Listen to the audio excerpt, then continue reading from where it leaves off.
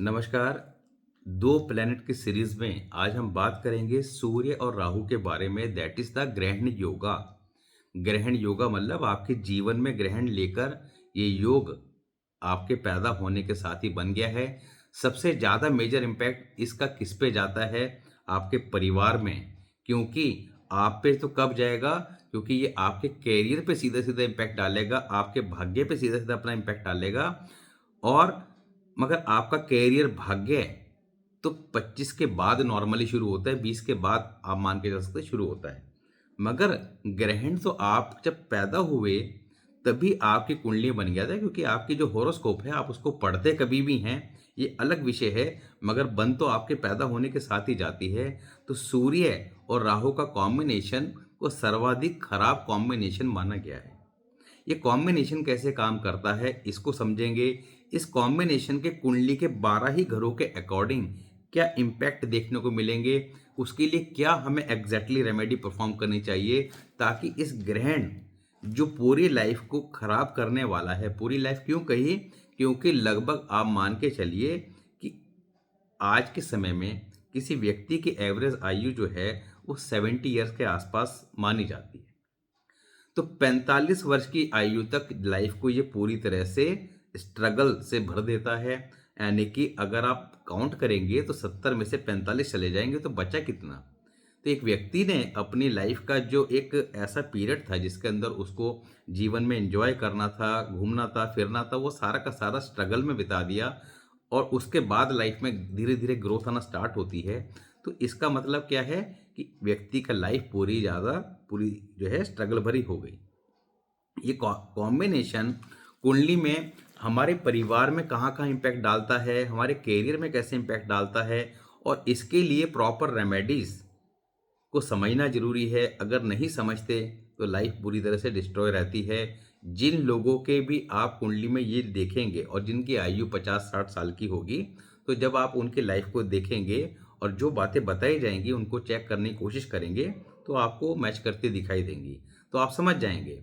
मगर समझने का फ़ायदा क्या है? क्योंकि अगर आप यही सब कॉम्बिनेशन अपने परिवार में, अपनी खुद की कुंडली में, अपने बच्चों की कुंडली में देख लेते हैं तो आप समझ जाएंगे कि जैसे हमने 50-60 साल के व्यक्ति की किसी दूसरे की कुंडली में चेक किया, जो प्रॉब्लम्स वहाँ देखने को मिली वो प्रॉब्लम्स यहाँ भी देखने को मिलेगी।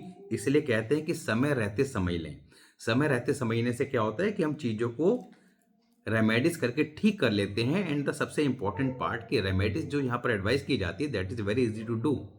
किसी प्रकार का कोई पूजा पाठ नहीं, कोई स्टोन नहीं, और किसी प्रकार की कोई माला का जाप नहीं बताया जाता। नॉर्मली ये सारी चीज़ें आज के समय में काम नहीं करती, काम करती हैं मगर आज के समय में काम नहीं करती। ना तो किसी के पास समय है, और जब व्यक्ति कोई स्ट्रगल में होता है, परेशान में होता है, तो वो इधर उधर भागता रहता है। उसको एग्जैक्टली पता नहीं होता कि हमें करना क्या है।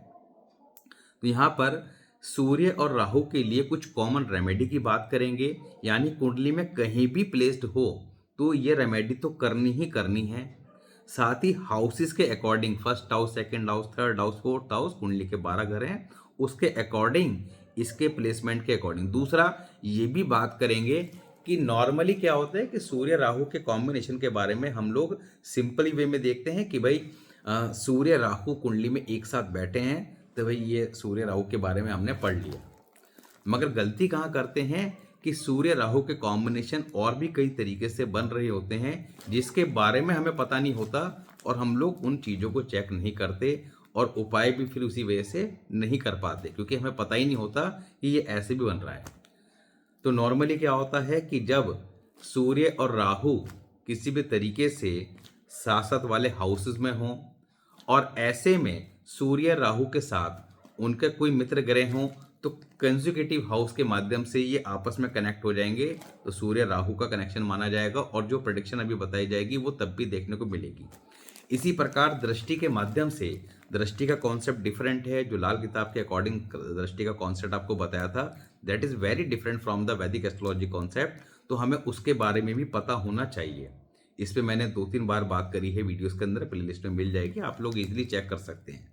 और दैट इज़ 100% वर्किंग, कभी मिस मैच नहीं होगा जो बताया जाएगा। तो आपने सिंपली क्या है, देखना है, समझना है। और जब आप इन चीज़ों को देखेंगे, समझेंगे, तो आपको बिलीव हो जाएगा। देन आपको एक बिलीव होने के साथ साथ खुशी ये मिलेगी कि एटलीस्ट मुझे समय रहते सही जानकारी मिल गई। आपको इधर-उधर कहीं भागने की ज़रूरत नहीं पड़ेगी। आप स्वयं उसकी रेमेडी करके उन चीज़ों को ठीक करने का प्रयास कर सकते हैं। सूर्य और राहु का इम्पैक्ट किसी की कुंडली में हो तो उसके परिवार पे कैसे जाता है, इसको समझेंगे। क्योंकि हमारे परिवार में जितने लोग होते हैं, all are connected with each other. सबकी कुंडलियाँ एक दूसरे से कनेक्ट होती हैं, मैच करती हैं। सूर्य और राहु के कॉम्बिनेशन में, सूर्य क्या है, पिता के कारक हैं। राहु क्या है, सर्वाधिक पापी ग्रह, सूर्य का सबसे बड़ा दुश्मन। सूर्य को ग्रहण लगाता है, यानी कि पिता को ग्रहण। तो ऐसे में जिस भी व्यक्ति की कुंडली के अंदर ये कॉम्बिनेशन मिलेगा, उसके फादर की लाइफ में काफ़ी ज़्यादा चैलेंजेस देखने को मिलेंगे। अब वो चैलेंजेस जो हैं बच्चे के पैदा होने के साथ ही स्टार्ट हो जाते हैं और लगातार बने रहते हैं। तो यहाँ पर इस ग्रहण का जो मेजर इफेक्ट है वो 45 वर्ष की आयु तक देखने को मिलता है। मगर क्या हमें अगर पता लग गया कि भाई ठीक है, हमारे बच्चे की कुंडली में है सूर्य राहु, हमें नहीं पता था, चलो आज हमें पता लग गया।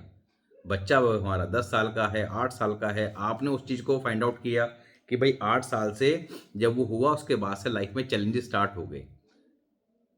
इसी तरह दूसरे भी कॉम्बिनेशन के बारे में बात करेंगे तो उसमें मदर की लाइफ में चैलेंजेस स्टार्ट हो जाते हैं, मदर के हेल्थ इश्यू स्टार्ट हो जाते हैं बच्चे के पैदा होने के बाद। तो अब करें क्या? बच्चा छोटा है, वो कुछ कर नहीं सकता। उपाय क्या करें? इधर-उधर भागें, पूजा पाठ करेंगे, कुछ नहीं होना उससे। आपने सिंपली जो उपाय करने हैं वो आपने बच्चे से भी कराते रहने हैं, तो ग्रेजुअली उसका इम्पैक्ट खत्म होता चला जाएगा या कम होता चला जाएगा। सूर्य पिता हैं, राहु उनको ग्रहण लगाता है, यानी कि पिता के जीवन को ग्रहण लग गया। दूसरा, सूर्य क्या है, गवर्नमेंट। ऐसे व्यक्ति को गवर्नमेंट से प्रॉब्लम्स देखने को मिलती हैं। अगर ऐसे व्यक्ति सरकारी नौकरी में चले जाएं तो वहाँ पे भी चैलेंजेस बने रहते हैं, परेशानियां जातक को जीवन में देखने को मिलती हैं। क्योंकि होता क्या है कि बहुत सारे लोग आपने देखे होंगे कि गवर्नमेंट जॉब में जाने के बाद भी दुखी रहते हैं, परेशान रहते हैं। कई एलिगेशन लग जाते हैं, सीनियर्स के साथ बनती नहीं है, या सस्पेंड हो जाना, या कुछ ना कुछ प्रॉब्लम्स उनको फेस करते रहनी पड़ती है अपने कैरियर में। तो ये सब इन्हीं वजह से होता है। सूर्य जो है आपका हमारे शरीर के कारक हैं। सूर्य राहु का जब कॉम्बिनेशन बनता है तो ऐसे में कुंडली के अंदर जुपिटर वीक हो जाता है, जुपिटर खराब हो जाता है। जुपिटर क्या है, हमारा भाग्य है। तो भाग्य आपका साथ नहीं देगा। जब भाग्य साथ नहीं देगा तो चैलेंजेस वैसे ही आएंगे। तो इसके लिए करा क्या जाए? तो इसके लिए कुछ कॉमन रेमेडी उनकी बात करेंगे। अभी हाउसेस के अकॉर्डिंग इसके इम्पैक्ट को समझते हैं, शॉर्ट में समझने की कोशिश करेंगे।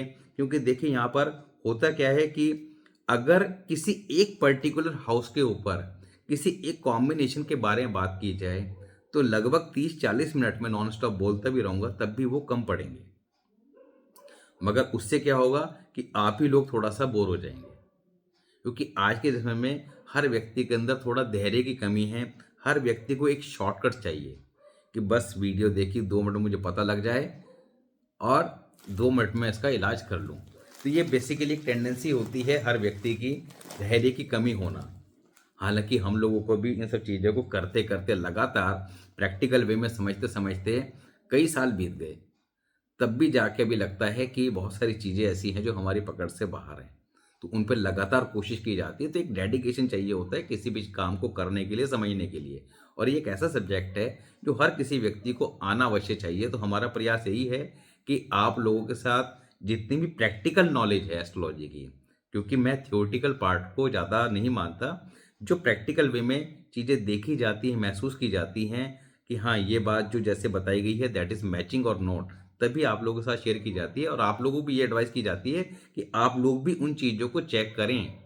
चेक करने से आप प्रोफेशनली इसको अडॉप्ट करें ना करें एस्ट्रोलॉजी को, मगर आपको नॉलेज इतनी जरूर होनी चाहिए कि कोई आपका बेवकूफ़ ना बना सके और आप अपनी और अपने परिवार की लाइफ को थोड़ा सा समझ सकें, इसका एक ओवरव्यू ले सकें, ताकि समय रहते उसके उपाय कर लें, ताकि भविष्य में होने वाले चैलेंजेस से बच सकें। सूर्य राहु कुंडली के फर्स्ट हाउस में हैं, तब क्या करें? फर्स्ट हाउस में होंगे तो ऐसे जातक के मन में लॉट्स ऑफ प्लानिंग दिमाग में चलती रहेंगी, दिमाग शांत नहीं रहेगा।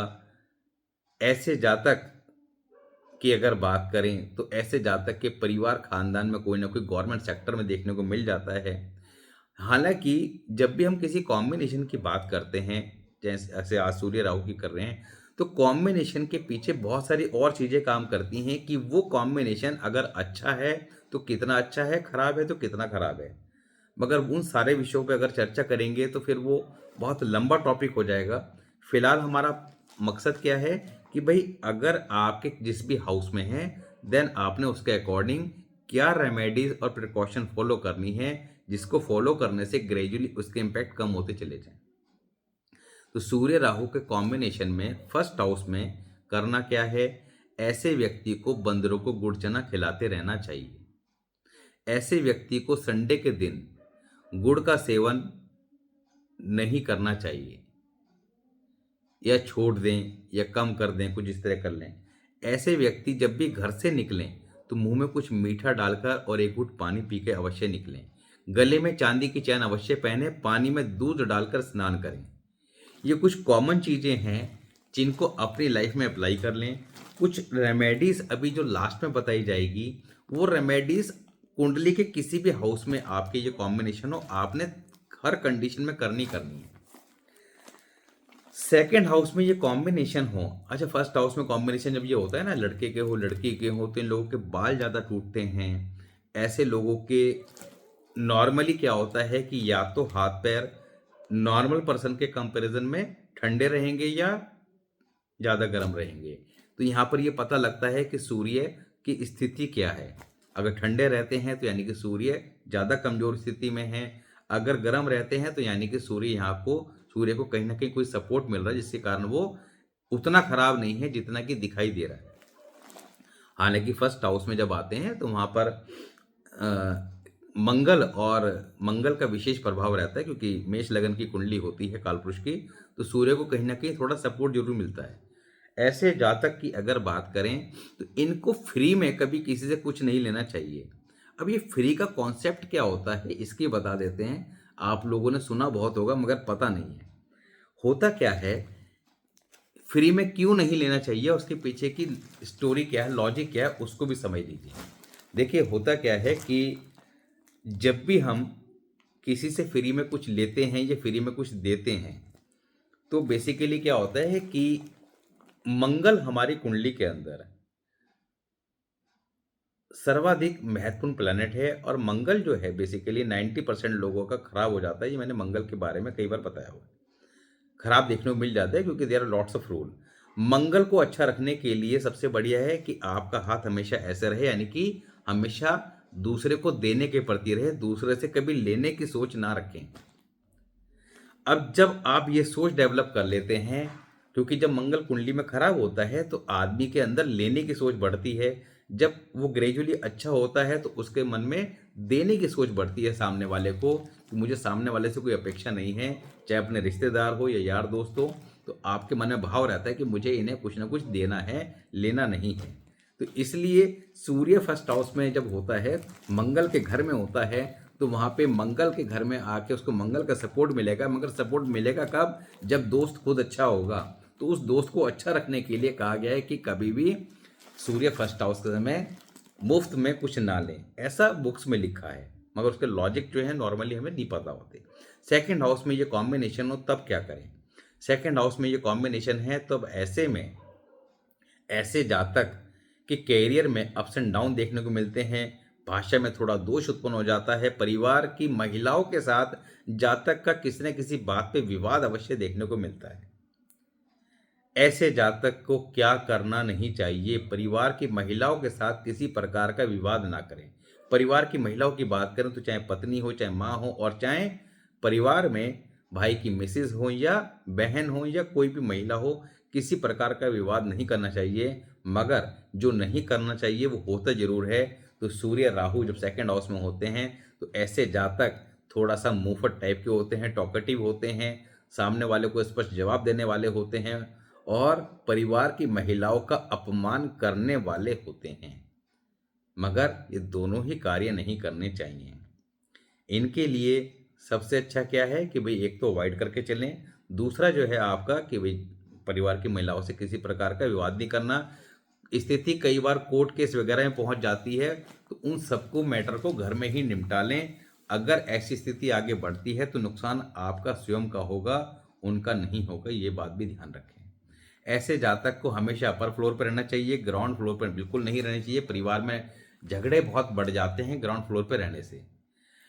ऐसे जातक को अपने गले में चांदी की ठोस गोली चांदी चैन के साथ अवश्य पहने, माथे पे डेली हल्दी या केसर का तिलक अवश्य लगाए। यही कॉम्बिनेशन अगर कुंडली के थर्ड हाउस में है, तब ऐसे जातक अगर जीवन में किसी को धन दे दें, इनका दिया हुआ धन वापस नहीं आता और संबंध भी खराब हो जाते हैं। They should never give money to anyone, otherwise the money will not come. ये बात हमेशा दिमाग में रखें। ऐसे जातक के घर में किसी न किसी प्रकार के हाथी, ताजमहल के खिलौने, स्टेचू मिल जाते हैं, जो कि नहीं रखने चाहिए। ऐसे जातक जीवन में जो कुछ भी हासिल करते हैं अपने दम पर करते हैं, किसी का सपोर्ट लेते नहीं हैं। तो यहाँ पर ऐसे जातक के अंदर एक लीडरशिप क्वालिटी भी होती है कि 10 लोग इनकी बात सुनना पसंद करते हैं। अब क्या करना चाहिए? इनको लाल रंग का रेशमी धागा अपने सीधे हाथ में बांध के रखना चाहिए। साथ ही आपका घर में हाथी, ताजमहल नहीं रखने, कभी किसी दरगाह वगैरह पे नहीं जाना चाहिए। इन सब बातों का विशेष तौर पे ध्यान रखें। यही कॉम्बिनेशन कुंडली के फोर्थ हाउस में है, तब क्या करें? ऐसे जातक नॉर्मली अपने माता पिता के साथ रह नहीं पाते, उनसे दूर चले जाते हैं, उनकी सेवा का अवसर नहीं मिलता। मगर अच्छा क्या है, अगर ऐसा जातक अपने माता पिता के साथ रहे और साथ नहीं रह सकता तो उनको अपने साथ रखे, उनकी सेवा करे, इनकी कुंडली के आधे से ज़्यादा दोष स्वयं ही खत्म हो जाते हैं। इनको किसी उपाय की कोई आवश्यकता ही नहीं है। यही कॉम्बिनेशन कुंडली के अगर फिफ्थ हाउस में है, तब क्या करें? नॉर्मली फिफ्थ हाउस के अंदर ये कॉम्बिनेशन ज़्यादा खराब रिजल्ट देता नहीं है, क्योंकि सूर्य और राहु के कॉम्बिनेशन में राहु सूर्य को ग्रहण जरूर लगाते हैं, मगर सूर्य जब अपने ही घर में आके बैठ जाते हैं तो वहाँ पे ज़्यादा ही पावरफुल हो जाते हैं। तो राहु भी ऐसे अब शरारत नहीं कर पाता, कंट्रोल्ड रहता है। फिर भी ऐसे जातक का स्टमक थोड़ा अपसेट देखने को मिल जाता है, एजुकेशन में अचानक प्रॉब्लम जरूर आती है। ऐसे जातक के संतान को लेकर भी चिंता परेशानी की स्थिति का सामना करना पड़ता है, अबॉर्शन वगैरह के केसेस ज़्यादा देखे जाते हैं। ऐसे जातक का भाग्य उदय बेटे की पैदाइश के बाद होता है, मगर बेटा आसानी से होता नहीं है। तो यहाँ पर ऐसे जातक को बंदरों को गुड़ चना अवश्य खिलाते रहना चाहिए। साथ ही जो रेमेडीज आगे बताई जाएंगी, 4-5 कॉमन रेमेडीज, वो जब अप्लाई करेंगे तो ये दोष आपको, ये जो ग्रहण योग बना हुआ है जिसको हम दोष बोलते हैं, ये आपको दुखी परेशान नहीं करेगा। सिक्स्थ हाउस में ये कॉम्बिनेशन हो, ऐसे जातक के स्वभाव में थोड़ा सा एग्रेशन ज़्यादा रहता है, या ये कह लीजिए कि जब इनको गुस्सा आता है तो अचानक आता है और तेज आता है। ऐसे जातक के मित्र जीवन में अच्छे नहीं होते, जीवन में धोखा देते हैं, तो इनको अपने मित्रों से सावधान रहना चाहिए। यहाँ पर संतान से संबंधित परेशानी का सामना भी जातक को करना पड़ता है, कैरियर रिलेटेड चैलेंजेस आते हैं। तो यहाँ पर करना क्या चाहिए? करना ये चाहिए कि ऐसे जातक को एक तो मंदिर से कोई पैसा चुपचाप उठा के ले आएं और अपने घर में आजीवन भर के लिए संभाल के रख दें। दूसरा, प्योर ब्लैक कलर का डॉग अवश्य पाले और लेड मेटल की बॉल को ब्लैक पेंट करके हमेशा अपनी पॉकेट में रखें। सेवेंथ हाउस में ये कॉम्बिनेशन हो, that is the very bad combination in seventh house, because सातवां घर हमारी किसका है? मैरिड लाइफ का, लाइफ पार्टनर का, पार्टनरशिप का। सातवें घर के अंदर ये कॉम्बिनेशन आ जाता है तो समझ लो कि सामने वाले की मैरिड लाइफ जो है वो काफ़ी ज़्यादा डिस्टर्ब कर देता है। और अगर मैरिड लाइफ ही डिस्टर्ब हो तो हम जीवन में पढ़ाई करते रहते हैं, बड़े होते हैं, पढ़ाई करके कैरियर होता है, उसके बाद शादी होती है, तो शादी के बाद सोचते हैं कि अब एक सुखद जीवन हमारा व्यतीत होगा, क्योंकि मैरिड लाइफ को एक माना जाता है कि हम शादी के बाद लगभग एक 45-50 साल का पीरियड अपने लाइफ पार्टनर के साथ स्पेंड करेंगे। मगर बहुत सारे लोगों की डेली जब बात होती है तो मैरिड लाइफ बुरी तरह स्पॉइल्ड होती है। बड़ा दुख होता है इस बात को कि वहाँ पे इस तरह के कॉम्बिनेशन देखे जाते हैं। तो यहाँ पर ये कॉम्बिनेशन किस किस तरह से इम्पैक्ट करता है? ऐसे जातक की मैरिड लाइफ में चैलेंजेस रहते हैं, कई बार तलाक की स्थिति का सामना भी करना पड़ता है, क्योंकि डिपेंड करता है कुंडली में अन्य ग्रह की पोजीशन को भी देखना पड़ता है। बहुत सारी चीज़ें देखनी पड़ती हैं, मगर चैलेंजेस तो रहेंगे ही रहेंगे। ऐसे जातक अपना कैरियर जॉब से स्टार्ट करते हैं and finally shift into the business. मगर बिजनेस करना है या नहीं करना है, पार्टनरशिप करनी है नहीं करनी है, यहाँ पर कुंडली के अंदर अन्य ग्रहों को भी देखना पड़ता है। इनको क्या करना चाहिए? इनको जो है आपका एक चौड़े मुंह की बॉटल में गंगा जल भर के सिल्वर का स्क्वायर पीस डालकर अपने घर में सदैव रखना चाहिए। बाकी वर्चुअल के अकॉर्डिंग रेमेडीज अवश्य करनी चाहिए, क्योंकि अभी हम जिन रेमेडीज की बात कर रहे हैं दैट इज बेस्ड ऑन लगन कुंडली। लगन कुंडली किसे कहते हैं? आपको हर वीडियो में बताया जाता है कि आपके पैदा होने के साथ बन जाती है, जो आपकी पूरी ओवरऑल लाइफ को एक्सप्लेन करती है। मगर वर्चुअल कुंडली होती है कि हमारा ये साल कैसा जाएगा, लगन कुंडली कितनी भी अच्छी है या खराब है, ये साल बड़ा इंपॉर्टेंट है, ये कैसे जाएगा, जो आपके जन्मदिन से शुरू होता है, जो आपका नया साल कहलाता है। 8th हाउस में ये कॉम्बिनेशन हो तब क्या करें? 8th हाउस में ये कॉम्बिनेशन या तो जातक को जेल भिजवाता है या विदेश भिजवाता है, दोनों में से एक काम कराता है, डिपेंड करता है वहां पर अन्य प्लेसमेंट के अकॉर्डिंग। मगर हमें करना क्या है, इस बात को समझना है। ऐसे जातक को अपने घर के दीवारों को ऊपर सीलन ना आने दें, क्योंकि ये देखने को मिलती है। तो घर के अंदर प्रॉपर इन चीज़ों का ध्यान रखें। घर में किसी प्रकार का कोई खराब इलेक्ट्रिक या इलेक्ट्रॉनिक आइटम नहीं रखना चाहिए।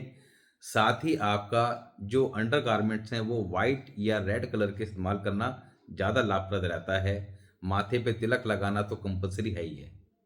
9th हाउस में ये कॉम्बिनेशन है, तब ऐसे में ऐसे जातक कि अपने ससुराल वालों से रिलेशन हेल्दी नहीं रहते, और ऐसे जातक के घर में टेडी बियर सॉफ्ट टॉय ज़्यादा रखे मिल जाते हैं, जो कि रखनी चाहिए।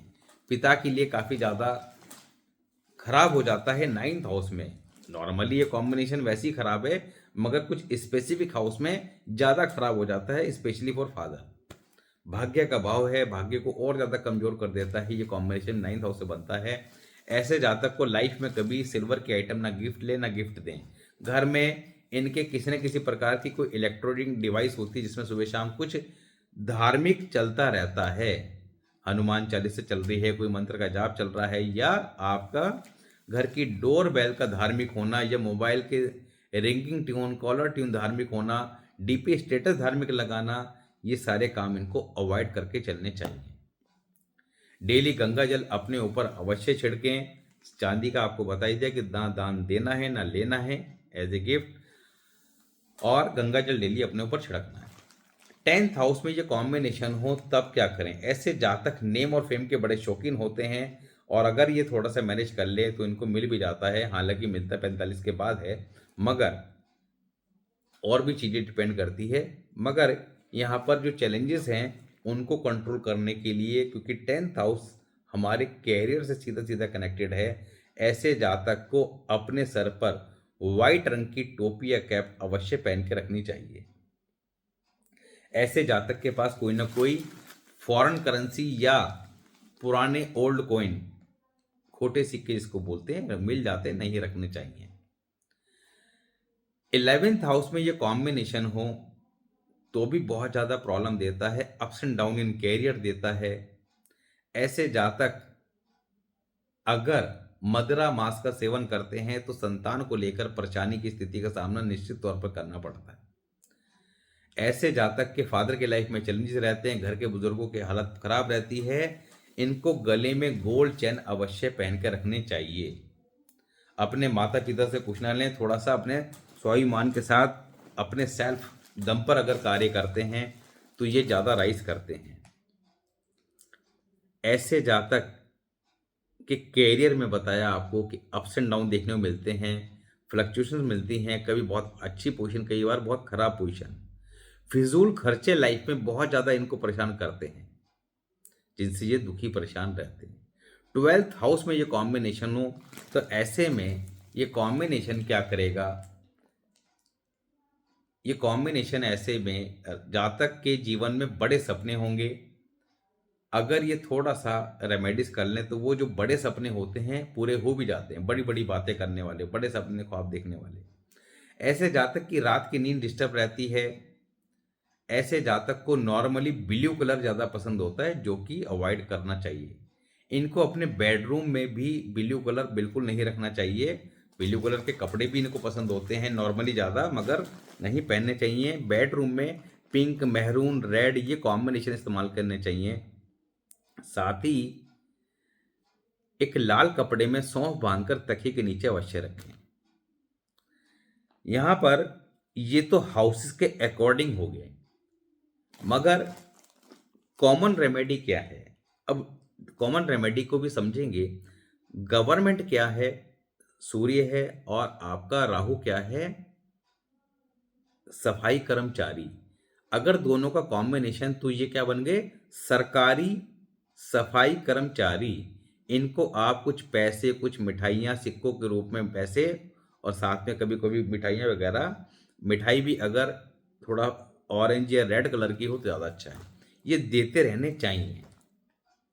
दूसरा, सूर्य राहु का कॉम्बिनेशन हो तो साल में जब भी सूर्य ग्रहण आए, तो वर्ष फल के अकॉर्डिंग, अब यहाँ पर बात को समझिएगा, वर्ष फल के अकॉर्डिंग क्यों? क्योंकि वर्ष फल पे डिपेंड ये करता है कि रेमेडी करने का एग्जैक्टली तरीका क्या है, कि भाई चीज जल प्रवाह करनी है, या मंदिर देनी है, या किसी और तरीके से रेमेडी करनी है, या नहीं करनी है, उस साल छोड़ देनी है। मगर सूर्य ग्रहण जब भी आए, तो वर्ष फल के अकॉर्डिंग इसका उपाय अवश्य कर लेना चाहिए साल में एक बार। दूसरा, सूर्य राहु के कॉम्बिनेशन के समय ऐसे जातक को बंदरों को बताया गुड़ चना खिलाना ये अवश्य करना चाहिए। साथ ही आपका किचन में अगर पॉसिबल हो, बात थोड़ा सा अजीब से लगेगी मगर बहुत ही बढ़िया रेमेडी है। पैसा एक नहीं खर्च होना है, मगर काम 1 लाख से ज़्यादा करेगी। किचन में बैठकर भोजन करें, जॉइंट फैमिली में रहने की कोशिश करें। ये 2-3 कार्य है। घर से निकलते समय डेली एक नियम बना लें कि मुंह में कुछ मीठा डालकर एक घूंट पानी पी के ही निकलेंगे। तो जब आप इन सारी सिस्टम को फॉलो करते हैं, जो अभी लास्ट में रेमेडी बताई है, अच्छा एक उपाय और करना चाहिए। एक चांदी का ठोस हाथी जिसकी सूंड नीचे हो, उसके आगे के दोनों पैरों में लाल रंग का रेशमी धागा बांध के चांदी की कटोरी में उसको खड़ा करना है। थोड़ा गंगा जल डालना है। गंगा जल कितना डालना है? उसके सिर्फ पैर डिप रहे हैं। उसको अपने घर के अंदर पूरब दिशा, ईस्ट डायरेक्शन में स्थापित कर दें। 2-4 दिन में उसका पानी चेक करते रहें। पानी कम हो जाए तो एक ढक्कन पानी और डाल दें। कई बार लोग पूछते हैं कि जो हाथी है उसको हमने पूरब दिशा में तो रख दिया, मुंह किधर हो? तो पूरब दिशा में रखेंगे तो मुंह इनसाइड होम हो, यानी कि उसके बैक वॉल की तरफ चली गई, और मुंह जो है आपका घर के अंदर की तरफ हो गया। तो ये कुछ रेमेडी जब आप लगातार करते हैं, तो निश्चित तौर पर ये जो ग्रहण योगा आपकी पूरी लाइफ को स्पॉइल्ड करने वाला है, उसके इफेक्ट को आप ग्रेजुअली कम करते चले जाते हैं। आप सपोज कीजिए किसी बच्चे की कुंडली में है और ये सारी चीज़ें बचपन से ही उसको आपने शुरू करा दी, तो जब तक वो बड़ा होगा तो उसके प्लैनेट अपना नेगेटिव इम्पैक्ट काफ़ी हद तक कम कर चुके होंगे। अब उसको वो चैलेंजेस नहीं देखने पड़े होंगे जो आपने किसी दूसरे के चार्ट में चेक किए थे, क्योंकि योग तो उसकी सूर्य ग्रहण था और आपके भी था। तो जो उसके लाइफ में चैलेंजेस है वो फिर आपके बच्चे को नहीं देखने मिलेंगे, और साथ ही जब आप उसके उपाय कराएंगे तो उसका इम्पैक्ट जो आप पे जा रहा है वो भी ग्रेजुअली कम होता दिखाई देगा। तो इसी प्रकार नेक्स्ट वीडियो में हम बात करेंगे ऐसे ही एक अच्छे कॉम्बिनेशन के बारे में। अपना सजेशन आप दीजिएगा कौन से कॉम्बिनेशन के बारे में बात करना चाह रहे हैं। आगे 3 प्लैनेट के ऊपर भी बात करेंगे कि 3 प्लैनेट का कैसे इम्पैक्ट आता है, कैसे उसके उपाय करने हैं। बहुत ही सिंपल वे में समझने का प्रयास करेंगे, और आप अगर इसके नोट्स बनाते हैं, definitely with in a few month आप पाएंगे कि आपको इतनी सारी नॉलेज इकट्ठी हो गई जो आपको कई बुक्स मिल पढ़ने के बाद भी शायद नहीं मिल पाती, और जो परफेक्टली काम भी करती हैं, उपाय भी काम करते हैं। जो आपको बातें बताई जा रही हैं उनको मैच करने के लिए आपको हर वीडियो में कहा जाता है, तो मैच करेंगे तो मैच भी करती 100% दिखाई देगी। तो इसी प्रकार जीवन को ठीक रखिए, स्वस्थ रखिए और खुशी से आनंद लीजिए। जय श्री कृष्ण।